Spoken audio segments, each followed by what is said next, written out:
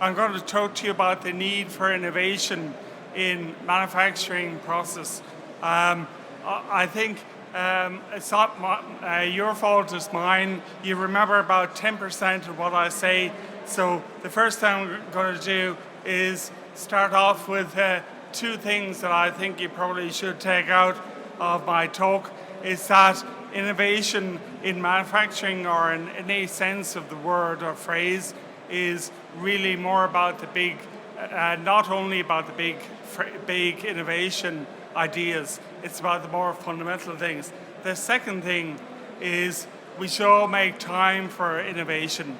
We're all very busy making the widgets or perfecting the service we offer. And maybe if these two gentlemen had spent more time to make time to listen to the guy with the wheels there, their lives would be an awful lot easier.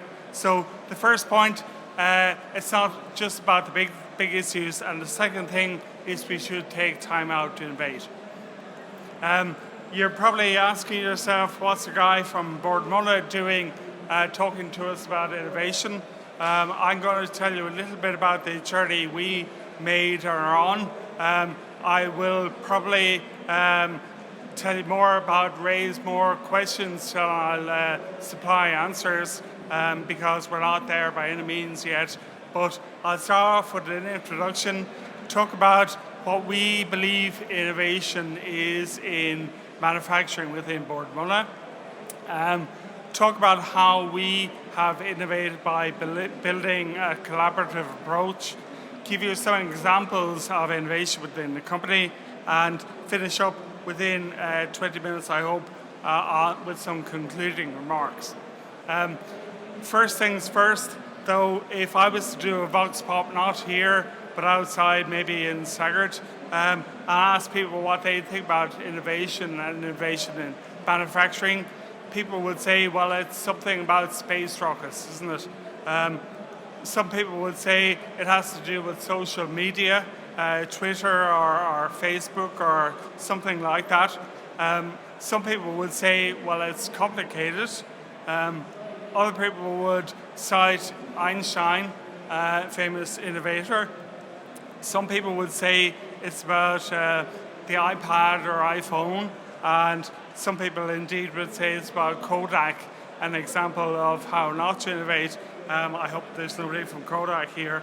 The nice thing about them, they've reinvented themselves and are now emerging as a force to be reckoned with. Most people would say it's new, but very few people would say innovation in manufacturing, or indeed any type of focus, is the harnessing of ideas for the commercial benefit of the company. It's as simple as that. It's none of those things and all of them at the same time. So within Boardmulla, an iconic manufacturing company that's been around for 90 odd years now, what do we believe innovation in manufacturing is?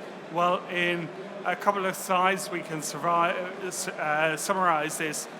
We say you can't do today's job rather, with tomorrow's methods and be a business tomorrow, or yesterday's methods and be a business tomorrow. I think that's very important, that it's really something more fundamental than flashing lights. It's to do something better today than we did yesterday. We also believe passionately that if you can't explain it simply, you probably don't understand it well enough. Lots of flashing lights out there, but fundamentally it's all about making life a bit easier in the manufacturing process. So within Boardmulla, how we managed to build a collaborative approach, and how is that giving us a more fundamentally beneficial approach to innovation in manufacturing. We have a basic approach to innovation that we try to implement, whether it's a service, a product manufacturing, or indeed some sort of market or sales innovation. Step one is ideation, coming up with the idea. Step two, implementation. picking best ideas and running with best ideas, because you can't run with them all concurrently. Step 3, exploitation. There has to be a benefit to innovation, or else why bother in the first place? And step 4, we've heard a lot about that, it's about reinvestment. You really constantly need to be investing in change, because change is happening and he who doesn't change will be left behind. And we would absolutely concur with the whole idea of open innovation. Open innovation in manufacturing means, by all means, listening to your internal customers, i.e. your HR department, your sales, marketing, manufacturing, finance, and so on. But we would say there's a big life outside there. There's a lot of specialities. You should be sharing your knowledge with and taking knowledge from people in the higher education business, entrepreneurs outside that need a route to market, or indeed from your customers. So open innovation is where it all is at. Our core approach is that we say innovation in manufacturing is really the harnessing of ideas for the commercial benefit of a company. Such ideas range from the fundamental rejigging of the manufacturing process right through to more radical approaches to marketplace and everything in between.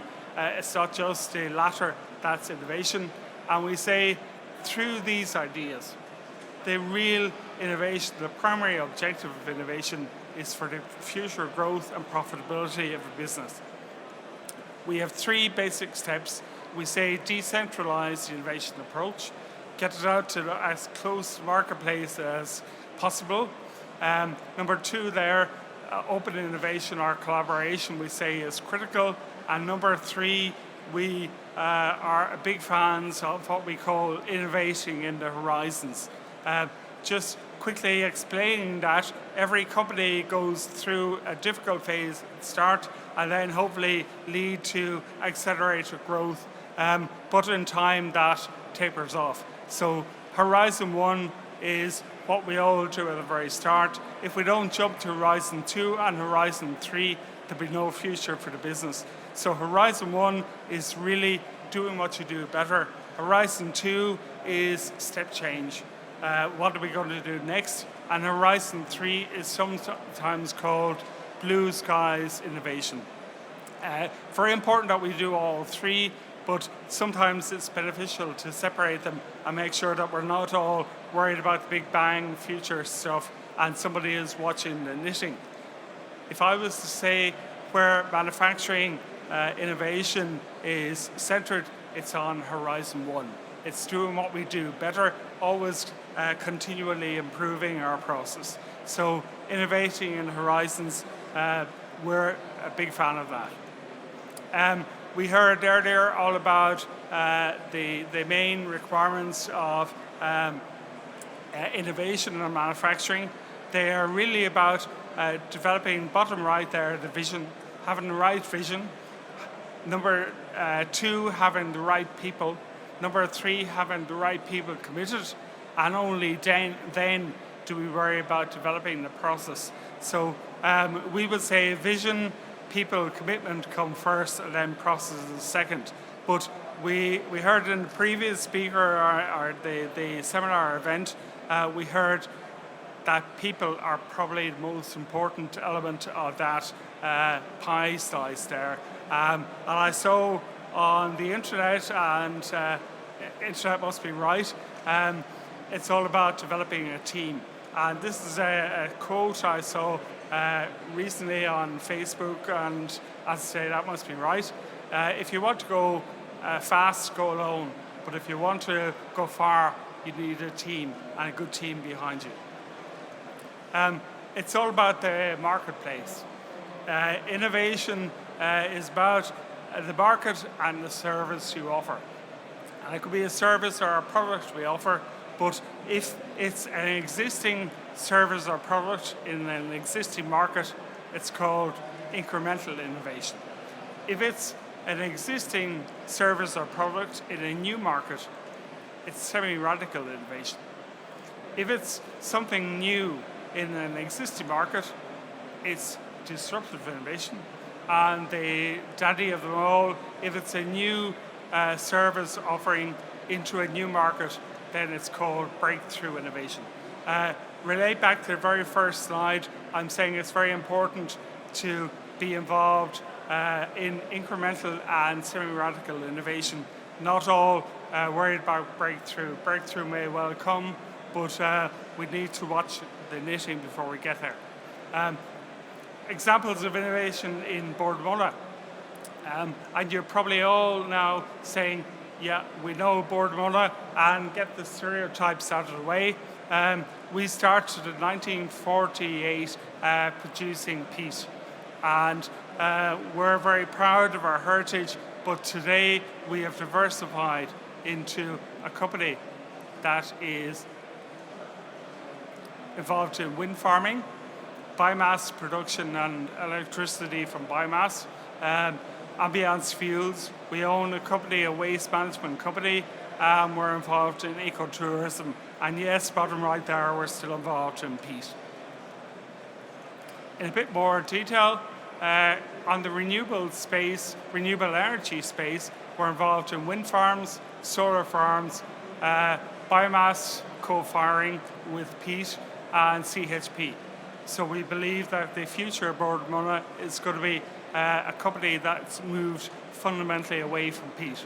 So these are an example of the key areas we're involved in. On the home heating side, and again, go back to my vox pop, if I asked you guys about Boardmona, you'd probably say briquettes. We're involved also in the ambience fuels area. We're involved in biomass briquette production. We're involved in the smokeless fuel production and biocoal. In the middle there, you'll see very soon, hopefully quite soon coming to the market, will be a biomass briquette. It'll look and feel like the old peat briquette, but it will be low carbon emissions from it. So it'll be made primarily of biomass that we grow on our own lands. We're also a big landowner. We own 130,000 acres of land. So we're looking at the possibility of growing fish in aquaculture ponds. We're involved in rehabilitation and developing from that rehabilitated land an ecotourism business. And finally, we're involved in what we call the resource recovery business. That's in old terms, pounds and shillings and pence, is the waste management business. It's really there looking at trying to generate a better means for getting value out of what was traditionally called waste. So that's an example of the areas we're involved in there. Some concluding remarks. We believe that the most dangerous phrase in the English language is that we've always done it that way. We're very different now than we were 80 years ago. We'll be very different again if we're around. Hopefully we will be in 80 years' time. So change is what's needed. And indulge me on this one. This is, I think, summarise all the I've been talking about on innovation. This is a pie chart that was developed from research that was carried out with a British university and an Irish company. 40% of the innovatively successful ideas in manufacturing or sales came from what would loosely be called avoidance of waste. 40% came from continuous improvement, Horizon 1 innovation. 10% came from borrowed ideas, which leaves only 10% came from new ideas. Yes, that's what we all look for when we talk about innovation. If we do that and concentrate on that, we'll be missing 9/10 of the opportunity, 90% of the opportunity. So that's all I would say. Thank you.